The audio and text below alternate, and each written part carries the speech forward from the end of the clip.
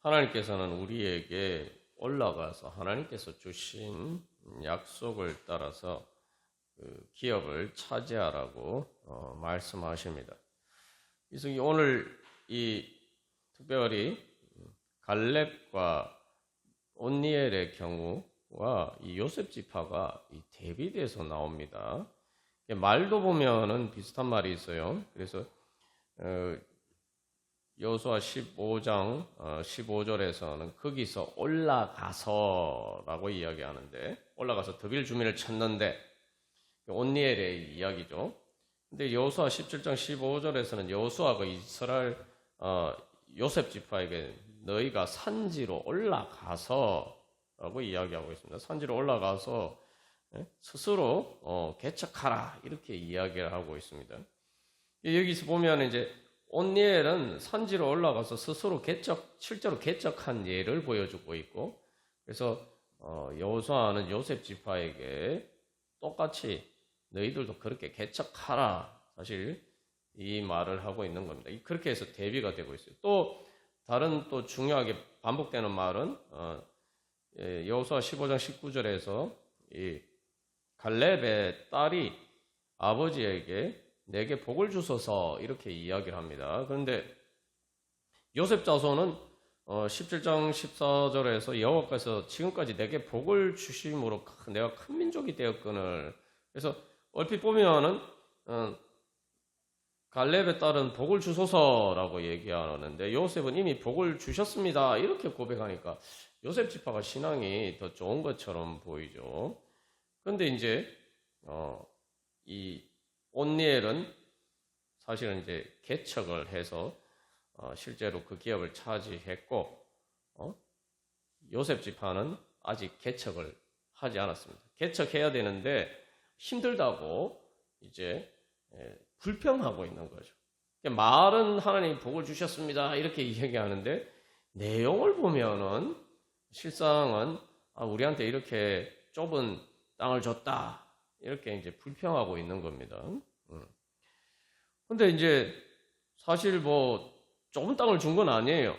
이제 이게 무슨 말이냐 하면은 요셉 자손이 이제 그 분배받은 땅이 이제 에브라임 산지인데, 그 산지에 이렇게 그래서 이 브리스 족속과 르바임 족속이 사는 그 땅의 살림은 아직 점령하지 못한 겁니다.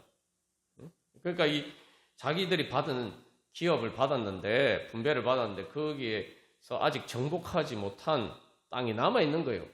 그러면은 그 땅을 마저 정복하면 되는데 그 땅이 너무 좁다고 이제 불평하고 있는 겁니다. 그러니까 이제 여호수아가 야, 그게 좀 너무 좁으면은 아직 너희들이 그 개척하지 않은 그 살림이 있지 않냐, 거기 가서 스스로 개척해라, 그래서 넓히면 될 거 아니냐, 이렇게 이제 이야기하죠. 그리고 그 산지로도 모자라면은 거기 이스라엘 골짜기도 너희들이 개척해서 하면 될 거 아니냐, 여호수아가 이렇게 얘기합니다. 여기서 이제 좁다라고 이야기하는데 하나님이 주신 것은 사실 좁지 않았단 말이에요. 그런데 그것을 개척하려고 하니까 힘들다는 거예요. 힘들어서 못하겠다는 거예요. 힘들어서 못하겠으니까 다른 데 달라는 거예요. 그런데 오늘 이제 이 갈렙의 사위 이 온니엘의 경우를 보면은 이제 이미 그 헤브론 산지를 얻었잖아요. 산지를 얻었는데 다시 거기서 올라가서 이제 기럇 세벨을 이제 개척하는 모습이 나옵니다. 그래서 이 두 요셉 지파와 갈렙과 온니엘 모두 이렇게 산지의 문제예요. 산지의 문제. 그래서 이 갈렙은 이 산지를 내게 주소서, 이렇게 이야기하고 실제로 그 산지를 개척했고 온니엘과 함께 그 개척했는데, 요셉 지파는 산지를 받았는데 그 산지를 개척하지 못해서 다른 것을 달라고 합니다. 쉽게 말하면 산지가 아니고 개척하기 힘든 곳이, 개척해야 되는 힘든 곳이 아니라 개척하지 않아도 되는 곳을 달라고 합니다. 이게 갈렙의 이 산지를 내게 주소서 하고 이게 너무 이게 대비되는 자세죠. 근데 우리가 지난번에 나눈 것처럼 이 지금 이 갈렙과 온니엘의 자세, 그 다음에 요셉 지파의 자세, 또 나머지 7지파의 자세가 사실은 이스라엘 역사 이후 역사에서 어떤 영적인 흐름을 따라가느냐를 보여주는 큰 세 가지 갈렙길을 보여주고 있고, 좀 좁게 얘기하면 크게 이 갈렙과 온니엘의 길, 그리고 그 요셉 지파 나머지 7지파의 길을 크게 이 두 가지 다른 길을 미리 예표적으로 보여주고 있습니다. 그래서 사실 이제 이 부분은 여호수아서에 있는 내용이지만 실제로 사사기와 바로 직접적으로 연결이 되는 내용이고, 실제로 비슷한 내용이 반복이 돼서 사사기에 나오면서 사사기가 시작이 됩니다. 그래서 여러분 여기서 이제 우리는 갈렙을 잘 아는데, 산지를 갈렙이 이 산지를 내게 주소서 했는데, 똑같이 여기 뭐 명시적으로 나와 있지 않으면 똑같이 그 산지를 개척한 이 산지를 내게 주소서 해서 실제로 갈렙처럼 개척한 사람이 나오죠. 그게 바로 온니엘이에요. 근데 이 기랴세벨이라는 곳은 사실 헤브론보다 더 척박한 곳입니다. 그래서 거기에는 이제 상대적으로 물도 부족하고 약간 이렇게 메마른 곳이라서 그 갈렙의 딸이 샘물을 달라고 이제 그렇게 이제 이야기를 하죠. 그리고 그러니까 이제 여기서 이 어떻게 보면 요셉 지파는 복을 주셨습니다 이렇게 얘기하고, 갈렙의 딸은 내게 복을 주소서 얘기하니까 요셉 지파가 신앙이 더 좋은 것처럼 보이지만 사실은 이 갈렙의 딸이 더 큰 믿음을 보여주고 있죠. 아버지하고 똑같은 거예요. 아버지가 이 산지를 내게 주소서 했는데 이 갈렙의 딸은 자기 아버지가 사는 헤브론보다 더 척박한 기랴세벨, 그것을 개척하기 위해서 그것을 개척할 수 있는 그러한 셈의 권한을 달라고 이야기를 하고 있는 겁니다. 그래서 이 사실은 갈렙의 딸이 내게 복을 주소서라고 이야기하는 것은 갈렙이 이 산지를 내게 주소서라는 말과 실제로 이제 똑같은 말이죠. 근데 여기서 이제 이게 요 부분 이 온니엘이 등장하는데, 이게 이제 바로 사사기와 직접 연결되는 중요한 이 맥을 이루고 있죠. 온니엘이 누굽니까? 사사시대 이스라엘의 암흑시대가 이제로 들어가게 되는데, 그 암흑시대에서 암흑시대를 밝힌 첫 번째 하나님의 등불과 같은 그러한 사람이 바로 사사죠. 온니엘이죠. 온니엘이 첫 번째 사사예요. 그리고 이 갈렙이 점령한 이 헤브론 산지는 바로 남은 미수복 지역을 다 회복하는 다윗 왕조의 시작이 되죠. 그래서 다윗 왕조가 헤브론에서 건설이 되고, 헤브론을 수도로 해서 처음 이제 거기서부터 이제 시작해서 하죠. 그래서 다윗을 통해서 사실 이 여호수아서에 나오는 미수복 지역의 이 과제가 하나님이 땅을 기업으로 주셨는데 그것을 실제로 차지하는 그 모든 약속을 이제 이루어지게 됩니다. 근데 그 터전이 다 어디입니까? 사사시대의 시작과 사사시대의 암흑시대 가운데 하나님의 구원의 역사의 시작과 또 다윗 왕조를 통한 하나님의 그런 이 약속을 이루어 완성하시는, 성취하시는 그 하나님의 역사가 다 헤브론에서 시작했어요. 그래서 사실 이제 여기 온니엘은 갈렙을 통해서 훈련받은 거죠. 그러니까 무슨 훈련입니까? 개척하는 훈련을 한 거예요.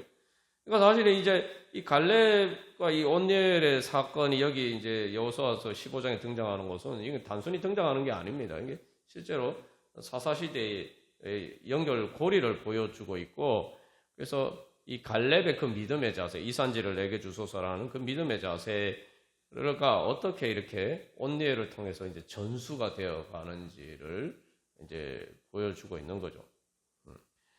그래서 사실은 이제 이 내게 복을 주소서 하는데 우리는 그 복이라고 할 때는 보통 요셉 지파처럼 그렇게 생각할 때 많아요. 그냥 가만히 편안하게 이렇게 뭔가 받는 거 이런 걸 복이라고 생각하는데 갈렙은 이 산지를 내게 주소서 하면은 말만 들으면은 뭐 자기한테 엄청 큰 걸 주시옵소서 여기 저기죠 갈렙의 딸도 뭐 내게 복을 주소서 하니까 엄청 그 뭐 욕심이 많아서 뭐 좀 그 바라는 것처럼 보이는데 사실은 내가 개척할 테니까 나에게 분깃을 달라는 얘기예요.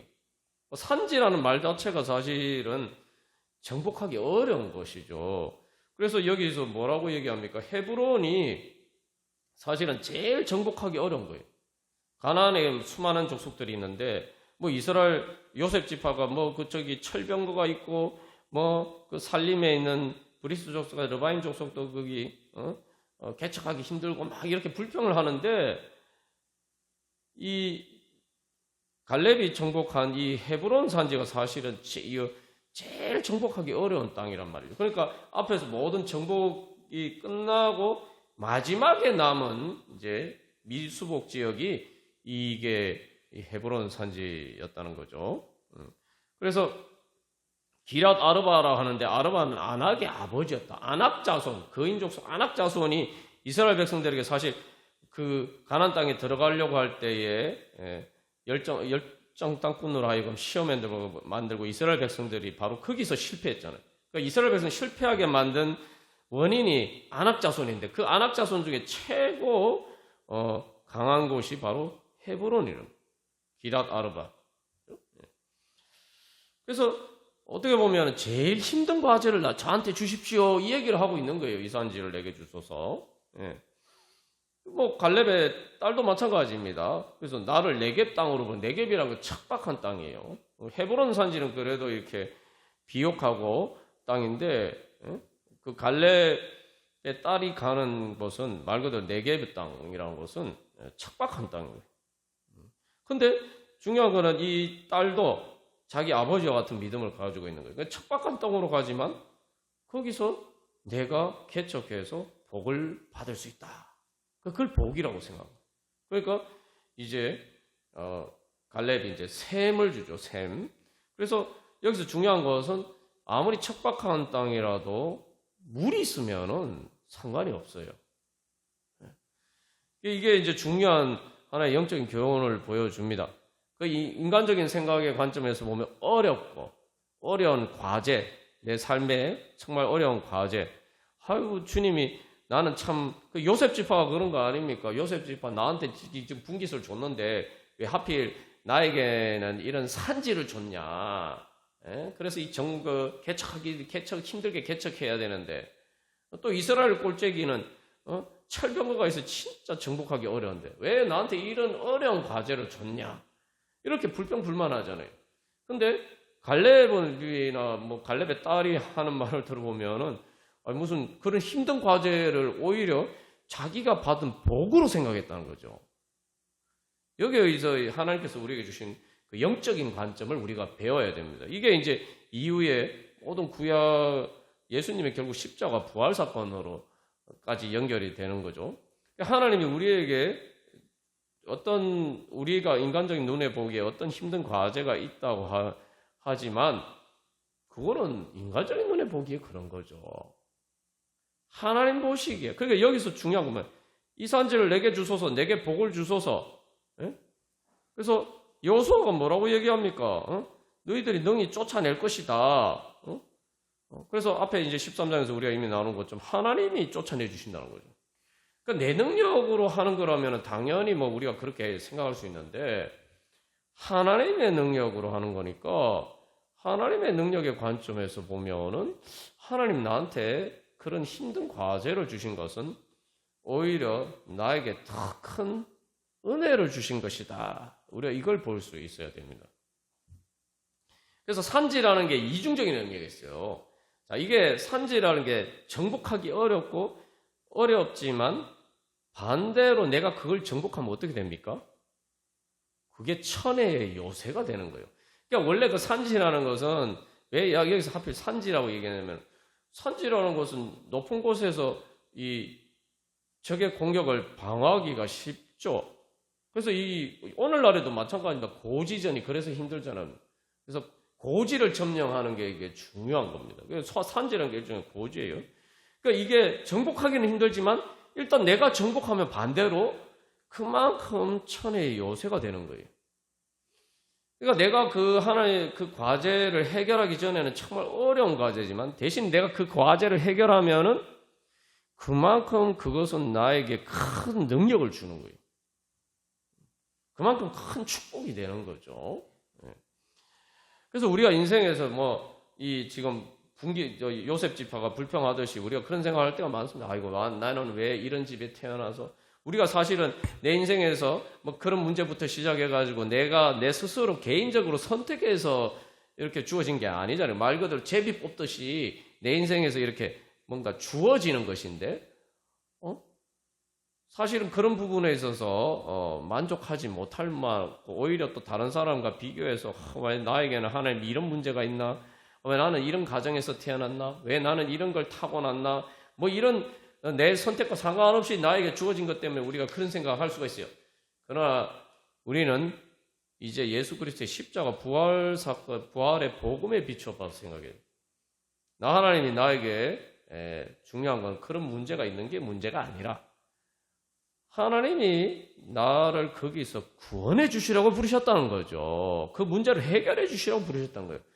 그러면 내 문제가 그만큼 어려우면 어려울수록 그만큼 나는 하나님을 더 믿고 의지하고 그것을 통해서 더 하나님의 능력을 힘있게 되고 그것을 통해서 하나님이 정말 더 천의 요새와 같은 정말 능력의 그러한 기업을 나한테 주신다는 겁니다.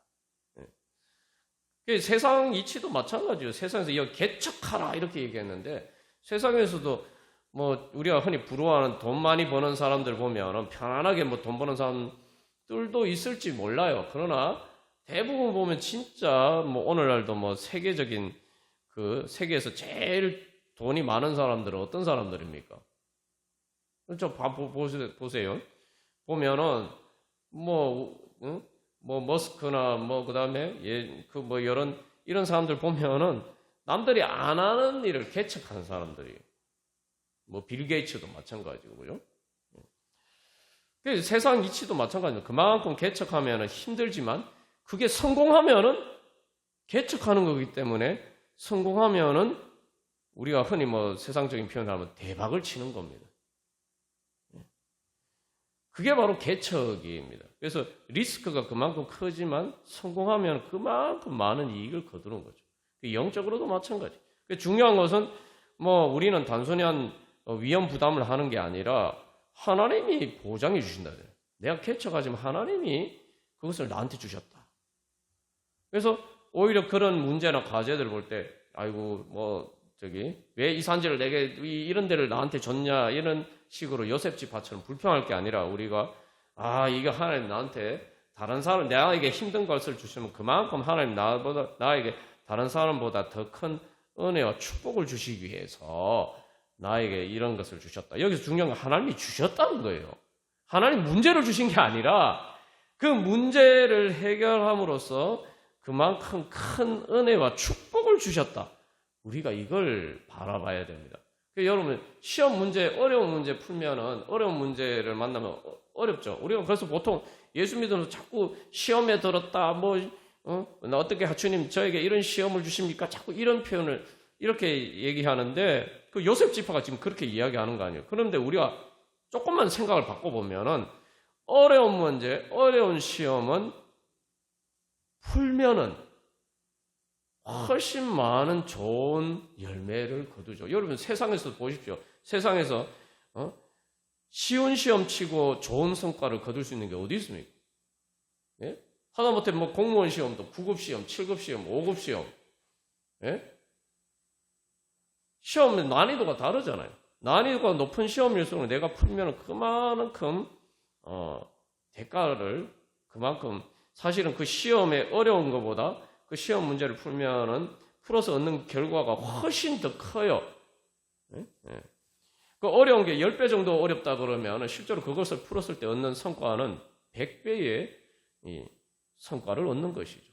우리가 이런 영적인 원리의 관점에서 주님이 그래서 바로 그런 관점에서 주님이 나한테 어떤 복을 주셨나, 어떤 산지를 주셨나, 주여 그래서 갈렙과 또 갈렙의 딸처럼 주여 이 산지를 내게 주소서, 내게 복을 주시옵소서 하면서 그렇게 하나님 예수 그리스도님의 능력, 성령의 능력으로 그렇게 개척해서 우리가 하나님이 주시는 귀한 그런 분깃을 얻기를 그렇게 새로운 은혜의 지경을 개척해 가기를 간절히 소망합니다. 우리 이 시간 함께 기도하겠습니다.